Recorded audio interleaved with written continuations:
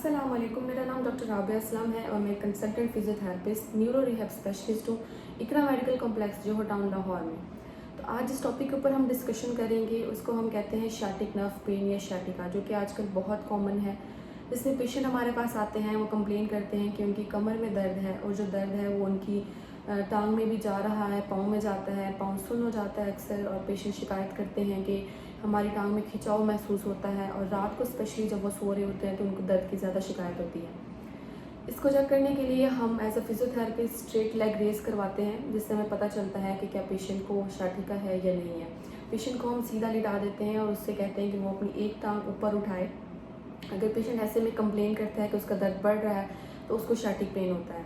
इसके अलावा हम एमआरआई करवाते हैं और सीटी स्कैन भी करवाते हैं पेशेंट का। अब हम देखेंगे कि शाटिका या शाटिक नर्व की क्या क्या कॉजेज़ हो सकती हैं। इसकी सबसे ज़्यादा कॉमन कॉज वो है जिसको हम कहते हैं डिस्क हर्निएशन या डिस्क स्लिप। डिस्क स्लिप में ज़्यादातर पेशेंट जो है वो शाटिक नर्व की पेन के साथ आते हैं। इसके अलावा हमारे पास जो पेशेंट होते हैं वो गलत पोस्चर में समटाइम्स बैठते हैं और लॉन्ग सिटिंग पोस्चर होता है उनका, बहुत ज़्यादा देर वो ऑफिस वर्क करते हैं या फिर बहुत ज़्यादा देर बैठते हैं और उनका बैठने का पोस्चर भी अक्सर ठीक नहीं होता, जिसकी वजह से वो शाटिक नर्व पेन की कंप्लेन के साथ हमारे पास आते हैं। शाटिक नर्व जो है इसकी कंप्रेशन मोस्टली L4, L5 और S1 में ज़्यादा होती है। ट्रीटमेंट की हम बात करें तो एज अ फिज़िकल थेरेपिस्ट हम नर्व ग्लाइडिंग करते हैं, मोबिलाइजेशन करते हैं, स्ट्रेचेस करवाते हैं पेशेंट को। आइस पैक और हीट पैक आप घर पे यूज़ कर सकते हैं, जिससे आपको फ़ौरन दर्द में बहुत जल्दी आराम आ जाता है। इसके अलावा हम पेशेंट को स्ट्रेचेस करवाते हैं। स्ट्रेचेस में सबसे ज़्यादा जो ज़रूरी है वो हम नी टू चेस्ट स्ट्रेच करवाते हैं। ये पेशेंट के लिए बहुत कंफर्टेबल पोजीशन होती है और पेशेंट बहुत जल्दी से दर्द से उसको रिलीफ मिल जाती है।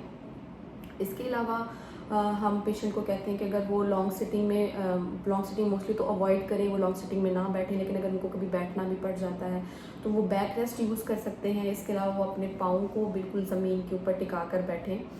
इससे उनकी ये है कि जो दर्द है वो बढ़ेगी नहीं, वो नॉर्मलाइज होगी या कम होगी। इसके अलावा हम पेशेंट के अगर जो दर्द है वो नॉर्मल रेंज में है तो हम पेशेंट को एडवाइस करते हैं कि वो वॉकिंग स्टार्ट कर दे या एक्टिविटी कोई ना कोई स्टार्ट कर दे, वो लॉन्ग पीरियड के लिए रेस्ट में ना रहे। इसके अलावा जो डॉक्टर्स होते हैं वो mostly anti inflammatory medicine patient को प्रिस्क्राइब करते हैं। तो आपको अगर किसी भी तरह की फिजिकल थेरेपी से रिलेटेड कंसल्टेशन या सेशन लेना हो तो मैं इकरा मेडिकल कॉम्प्लेक्स में 3 to 6 PM बैठती हूँ, Monday to Friday. Thank you so much.